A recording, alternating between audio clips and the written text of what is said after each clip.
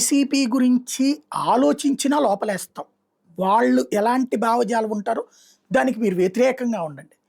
వాళ్ళు అంటే ఇప్పుడు ఒక విషయంలో ఒక మెడికల్ కాలేజీల విషయంలో ప్రభుత్వం తీసుకున్న నిర్ణయాన్ని వైసీపీనే కాదు వ్యతిరేకించేది. స్టూడెంట్స్ వ్యతిరేకిస్తారు, పలు సంఘాలు వ్యతిరేకిస్తాయి. అట్లాగంటే గనక మీరు వైసీపీ మనుషులే. సోషల్ మీడియాలో ఎవరైనా ప్రభుత్వానికి వ్యతిరేకంగా పెడితే వాళ్ళు వైసీపీనే. వాళ్ళకి ఇక భవిష్యత్తులో వాళ్ళ మీద కేసులుంటాయి. అట్లాగే వైసీపీ సానుభూతి పరుల మీద కేసులుంటాయి. తెలుగుదేశం అనుకూలరు లేకపోతే కూటమి వాళ్ళు ఎవరినైనా మార్ఫింగ్ చేయొచ్చు. అదే వైసీపీ వాళ్ళకి గనక ఈ ఫోటోలు ఏమైనా మార్ఫింగ్ చేస్తే మార్ఫింగ్ కేసులు పెడతారు. ఎందుకని? ఏదైతే సోషల్ మీడియా పోస్టుల కేసులు అయితే గనక వాళ్ళని రిమాండ్‌కి పంపించొద్దన్నారు కాబట్టి సోషల్ మీడియాలోనే వీళ్ళు పెట్టేటటువంటి పోస్టుల్లోనే అరెస్ట్ చేయాలి, జైళ్ళలో పెట్టాలి. అట్లాగే ఏదన్నా యాజిటేషన్ చేస్తే ట్రాఫిక్‌కి ఇబ్బంది కలిగించారు, లేకపోతే పోలీసులు వేధించారు అన్నటువంటి పేరుతో కేసులు. కో తద్వారా వాళ్ళని జైళ్ళకి తిప్పడం.